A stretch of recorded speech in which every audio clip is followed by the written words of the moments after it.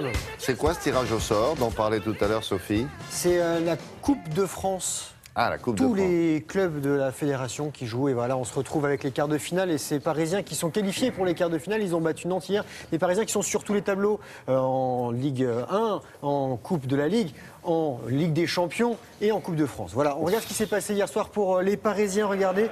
Et le Paris Saint-Germain a vite fait déchanter les Canaries avec 2 buts en première période.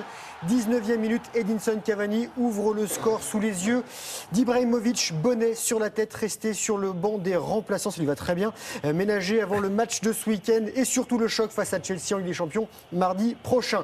34e minute, c'est Maxime Dupé, le gardien des Canaries, sort de sa cage et se fait voler dans les plumes par Cabaye, 2-0 à la mi-temps. Ah oui. Et le score ne bougera pas. Nantes éliminé, Paris qualifié pour les quarts de finale de Coupe de France. Son adversaire, ce sera début mars, ce sera Monaco.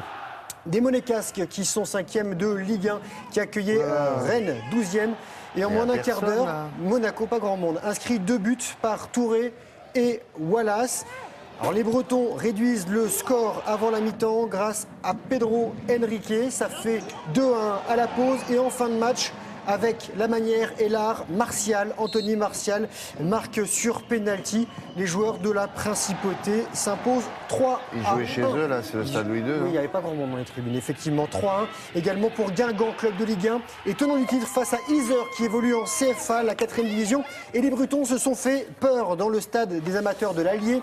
Ils encaissent un but à l'heure de jeu par Ngoy et réussissent à égaliser William à 20 secondes de la fin du temps réglementaire grâce à Mandane.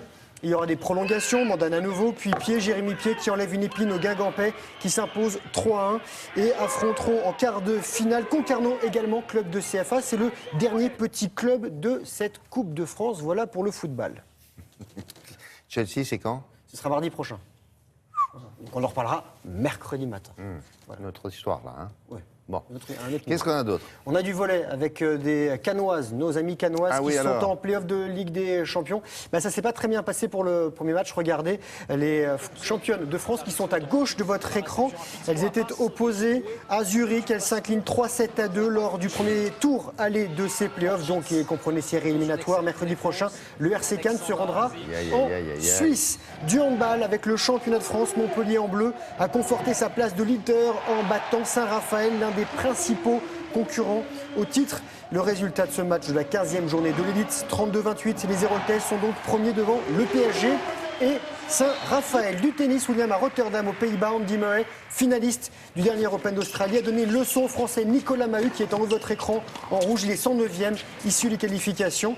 Et le Britannique numéro 4 mondial, tête de série numéro 1 ici, a passé le premier tour en s'imposant 6-3, 6-2. En revanche, ça se passe mieux pour Gaël, mon fils, lui qui est passé au 3e tour. Un petit sourire quand même pour Nicolas Mahut. Et j'ai une petite carte postale à vous montrer. Elle vient d'où? Du côté des Philippines. C'est la Volvo Ocean Race, tour du monde à la voile, en équipage, avec escale. Et vous allez voir, regardez, ça bastonne pas mal sur tous les bateaux et notamment sur celui de Dongfeng Racing, skippé par le Français Charles Caudrelier. Alors il y a 7 bateaux en course, dont un exclusivement fait William, sur lequel nous sommes invités. Nous irons bientôt. Les bateaux feront près de 20 mètres, 8 équipiers à bord, sauf pour le bateau féminin où elles sont 11. Là, c'est l'une des étapes qui est partie de Chine. Il y en aura 9 au total des étapes. 71 000 km de course. Ils sont partis d'Alicante début octobre et ils arriveront à Göteborg en Suède en juin. Il y aura une étape en France, à Lorient. Et nous serons sur le bateau féminin du côté de Lisbonne dans le mois de mai. Si vous l'avez signé celle-là, cette proposition était signée d'entrée. Voilà. On ne vous laisse pas seul sur un bateau de femmes. Non. Non, mais j'aurai une équipe vous allez vous faire de tournage avec moi. Grégoire. Bon, eh ben bonne chance. Merci. À bientôt, merci beaucoup. Il y a du nouveau rayon charcuterie. Pourquoi? Isabelle Martinet vous propose maintenant